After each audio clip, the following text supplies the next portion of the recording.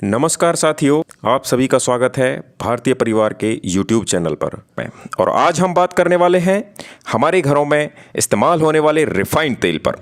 एक सदी पहले तक दुनिया में जिस रिफाइंड तेल का अस्तित्व तक नहीं था, आज जाने अनजाने में बीमारियों के इस मूल कारण को लगभग प्रत्येक घर में बड़े ही सहज तरीके से प्रयोग किया जाने लगा है। लगभग प्रत्येक घर में रिफाइंड तेल की घुसपैठ मात्र एक संयोग नहीं है, बल्कि इसके पीछे दुनिया के बहुत ताकतवर लोगों का एक गहरा षड्यंत्र है, जिसमें नेशनल एवं मल्टीनेशनल कंपनियां, विश्व भर की सरकारें एवं बड़ी बड़ी दवाई कंपनियां भी शामिल हैं। इस षड्यंत्र को यदि नहीं समझा गया तो जाने अनजाने में न सिर्फ आप अपने आप को बल्कि अपने परिवार के लोगों को भी बीमार करके उनको अकाल मृत्यु को सौंपने के दोषी होंगे।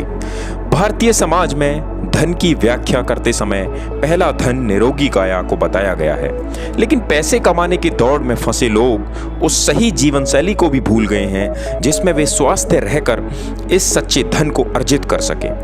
तथाकथित विकास के नाम पर हमारे सामने प्रस्तुत किया गया यह रिफाइंड तेल शुरू में यह दावा ठोक रहा था कि इसके प्रयोग से दिल की बीमारियां कम होती हैं, पर हाल ही के रिसर्चों में यह सामने आया है कि रिफाइंड तेल ही उन सभी हजारों भयंकर बीमारियों का मुख्य कारण बनता है, जिसमें से DNA डैमेज, RNA नष्ट होना, heart attack, heart blockage, BP sugar, लकवा, ब्रेन डैमेज, नपुंसकता, कैंसर, हड्डियों का कमजोर होना, जोड़ों का दर्द, किडनी फेल होना, लीवर खराब होना, कोलेस्ट्रॉल बढ़ना, त्वचा रोग, पेट की बीमारियां इत्यादि शामिल हैं।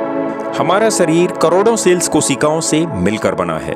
शरीर को जीवित रखने के लिए पुरानी कोशिकाएं नई कोशिकाओं से बदलती रहती हैं। नई कोशिकाओं को बनाने के लिए शरीर खून का प्रयोग करता है। यदि हम रिफाइंड तेल का उपयोग करते हैं तो खून में टॉक्सिन की मात्रा बढ़ जाती है। इससे शरीर को नए सेल कोशिका बनाने में अवरोध आता है, जिससे कई बीमारियां उत्पन्न होनी शुरू हो जाती हैं। किसी भी तेल को रिफाइंड करने में 6 से 7 केमिकल का प्रयोग किया जाता है और डबल रिफाइंड करने में यह संख्या बढ़कर 12 से 13 हो जाती है। इनमें से कुछ प्रमुख केमिकल कास्टिक सोडा, गंधक, पोटेशियम, तेजाब व अन्य खतरनाक एसिड आदि प्रयोग किए जाते हैं ताकि तेल से अशुद्धता बाहर हो जाए। इस प्रक्रिया में तेल के साथ कास्टिक सोडा को मिश्रित करके 180 डिग्री फ़ारेनहाइट पर गर्म किया जाता है, जिससे इस तेल के सभी पौष्टिक तत्व नष्ट हो जाते हैं। इसकी अगली प्रक्रिया में तेल के साथ निकेल और हाइड्रोजन को मिश्रित करके हिलाया जाता है और इसके बाद इस तेल को 7-8 बार और गर्म और ठंडा किया जाता है। इस तरीके से रिफाइंड तेल के अंदर के सभी मूल तत्व नष्ट हो जाते हैं और भोजन का यह अमृत तुल्य तेल रिफाइंड होकर विष बन जाता है। आज नामी गिरामी कंपनियों के खाद्य तेलों में पाम ऑयल मिलाया जाता है। पाम ऑयल को रिफाइंड तेल बनाने के लिए सोयाबीन का उपयोग किया जाता है। सोयाबीन दलहन है, ना कि तिलहन। दलहन में मूंग, मोठ, चना व सोयाबीन आदि सभी प्रकार की दालें होती हैं। तिलहन में तिल, सरसों, मूंगफली, बादाम आदि आता है। सोयाबीन की एक यह खासियत होती है कि यह प्रत्येक तरल पदार्थ को सोख लेता है। पाम ऑयल देखने में एकदम लाल और गाढ़ा तरल होता है। उसमें साबुत सोयाबीन डाल दिया जाता है, जिससे सोयाबीन बीज उस पाम ऑयल की चिकनाई सोख लेता है और फिर सोयाबीन की पिसाई होती है, जिससे चिकना पदार्थ, तेल और आटा अलग अलग हो जाता है। आप चाहें तो किसी भी तेल निकालने वाले के पास सोयाबीन ले जाकर उससे तेल निकालने को कहें, पर मुंह मांगी कीमत देने पर भी वो आपको तेल निकाल कर नहीं देगा, क्योंकि सोयाबीन का सिर्फ आटा बनता है, तेल नहीं। सूरजमुखी, चावल की भूसी, चारा आदि के तेल रिफाइंड प्रक्रिया के बिना नहीं निकाला जा सकता। अतः ये सभी रिफाइंड तेल जहरीले ही हैं। तेल शब्द ही जब तिल से बना है और आयुर्वेद के अनुसार भी सबसे श्रेष्ठ तो तिल का ही तेल होता है, लेकिन इसकी उपलब्धता न होने पर पौष्टिक एवं शरीर को निरोगी रखने वाला कच्ची घानी, सरसों, नारियल, मूंगफली, बादाम आदि का तेल इस्तेमाल करना चाहिए।